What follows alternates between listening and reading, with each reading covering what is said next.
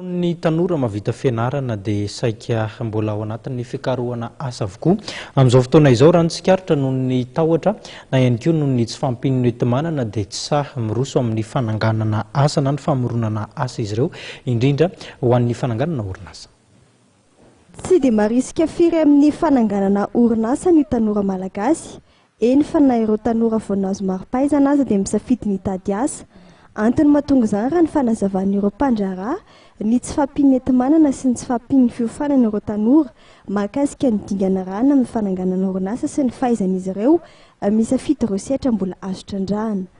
Ampirisihana indrindra ireo tanora hiroso amin'izay fananganana orinasa izay no tanjon'ny salon de l'entrepreneuriat et de l'emploi andiany faharoa tanterahany eny amin'ny lapan'ny tanàna Analakely. Salon de l'entrepreneuriat et de l'emploi dia zavatra efa-tangavana ataontsika hoe FDIB tianao voizina izy. Ny voalohany indrindra dia ilay hoe inspiré ahoana ny hanomezana ataontsika hoe modely an'ireo tanora mba handraharaha ohatransika ihany koa mazava ho azy mba ahafahana hamorona asa ho an'ny tenany sy hamorona asa ho an'ny manodidina azy. Faharoa dia ny fanofanana former.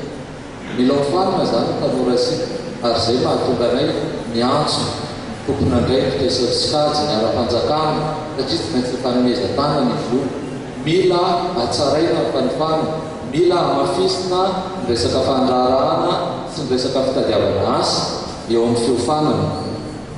Eo ihany koa hoe accompagner zany hoe hoentina ary zareo amena hevitra, amena torolalana amin'izay fandraharahana izay tsy avela amin'izao satria matetika ny fandraharahana dia telo taona voalohany farofo dia farofo ny orinasa.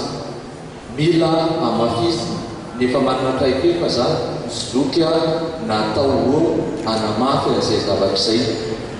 Dia ny farany ngamba dia ny resaka hoe réseau na hoe ny fananganana tranokala ngamba hoe mila mifandray zany fandraharahana mba misy toerana hifanomezana hevitra mba misy toerana hifanankalozana.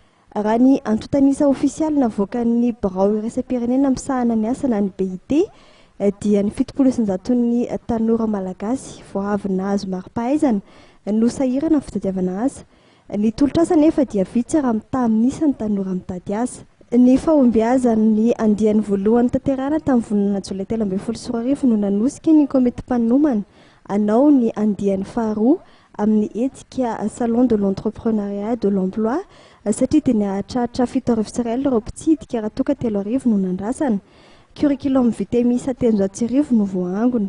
Ankoatra ny fampiratiana irana amin'ny orinasa mpiara-miombonantoka dia misy ihany koa ny famelabelarana mahakasika ny lohahevitra maro sy fanomezana torolalana ireo tanora momba ny fambolavolaana CV sy ny lettre de motivation ary misy ihany koa mazava ho azy ny tolotr'asa.